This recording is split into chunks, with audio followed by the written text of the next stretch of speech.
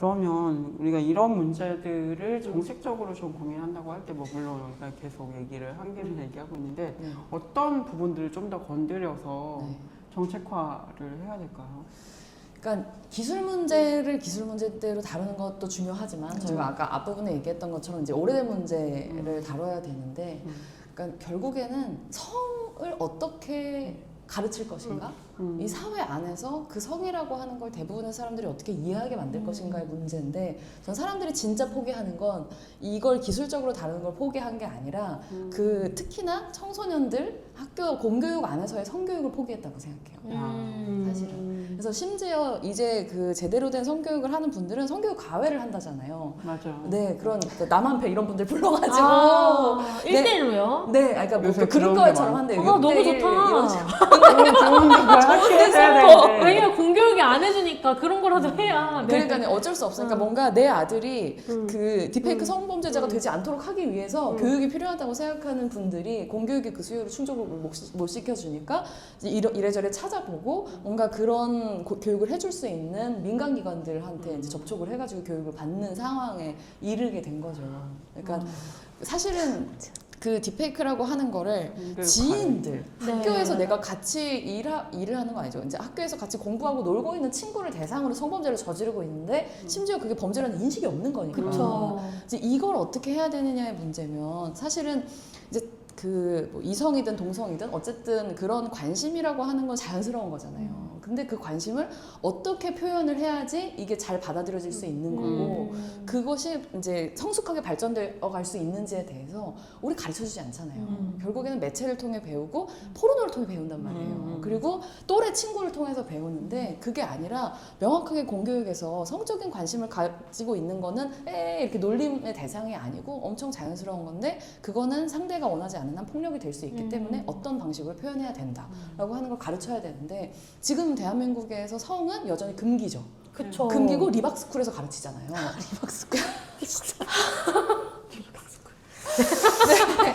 그러니까 이 문제가 그러니까 동전의 양면이라고 하는 끔찍하다는 생각이 들어요. 인정해야 된다고 생각해요. 그래서 학교에서는 완벽한 성엄숙주의 가르치지 않죠. 그쵸. 네, 근데 사실은 다 룸사롱 다니고 이런 방식으로 정말 세계에서 압도적으로 성범죄를 글로벌 성범죄를 정말 창의적인 방식으로 많이 저지르는 성범죄를 수출하는 나라가 되고 있잖아요. 이 문제를 이제는 그러니까 민주주의 문제로 다뤄야 된다고 생각을 해요. 기술 문제이기도 맞습니다. 하지만 이제는 정말 부끄러워서 국제회의에서 얼굴을 들고 다닐 수가 없어요. 아니, 저희 교수님이 딱 그 얘기 하셨어요. 교수님이 저희가 이제 과학사학과니까 그 네팔에 가신단 말이에요. 네팔에 이렇게 방학 때마다 이렇게 강의를 하러 가세요. 그래서 네팔에 왜 가세요? 이렇게 물어봤어요. 사실은 네팔에서 우리나라에서 수출한 엠번방이 거기에서 너무 심각하게 거긴 또 인신매매까지 이어지니까 10대 여성 청소년을 상대로 우리 엠번방에서 수법을 배워서 거기서 똑같이 그런 걸 하고 있어서 네팔 경찰들이 얘네들을 어떻게 과수할 건지를 가서 가르치고 있는데 너무나 현타 온다.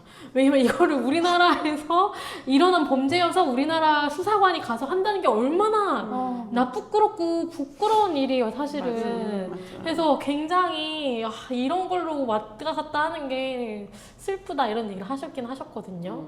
정말 맞는 말인 것 같습니다. 그래서 이제 걱정인 게 디지털 소통 수석이 아니라 비서관으로 가신 분이 이제 김남국 의원이잖아요. 그쵸. 네, 저는 좀 이런 문제들에 대한 문제의식이 있는 사람이 디지털 소통 비서관으로 들어가야 된다고 생각을 해요. 근데 그 이전에 보여줬었던 인식 같은 것들을 봤을 때 굉장히 걱정스럽고 이제 법사위 간사로 김용민 의원이 들어가는데 김용민 의원은 이 디지털 성범죄 문제 디페이크 이제 법제 만들 때 알면서라는 조항을 갑자기 집어넣으려고 했다가 반발에 이거 철회했었던 전적이 있는 사람이잖아요. 그래서 이런 문제 의식 자체를 사실은 국회의원들 대상으로 전 성교육이 다시 필요하다고 생각해요. 사실 모든 성인 대상은 맞아요. 그러니까 어르신 인터넷 재교육하는 것처럼 진짜 성인 대상, 이 성교육이 필요하다고 생각해요. 필요합니다. 거기에 추가될 부분이 있는 것 같아요. 그 이번에 성평등 가족부로 이렇게 확대되잖아요, 여가부가. 맞아요. 그때 네. 얘기가 나오는 게 남성과 함께하는 성평등 이런 식으로 지금 가고 있다라고 하는데 그런 부분도 약간이 우려가 되는 부분도 있는 것 같아요. 그러니까 뭔가 당연히 좀 더 지켜봐야 되는 부분이지만 맞아요. 네. 그러니까 어떤 맥락과 의도 속에서 그 말이 놓이는지를 봐야 되는데 남성과 함께 넘어가야 되죠. 그쵸, 가야죠. 근데 그게 여성을 지우기 위해서 남성을 들고 들어오는 맥락이 있는 거잖아요.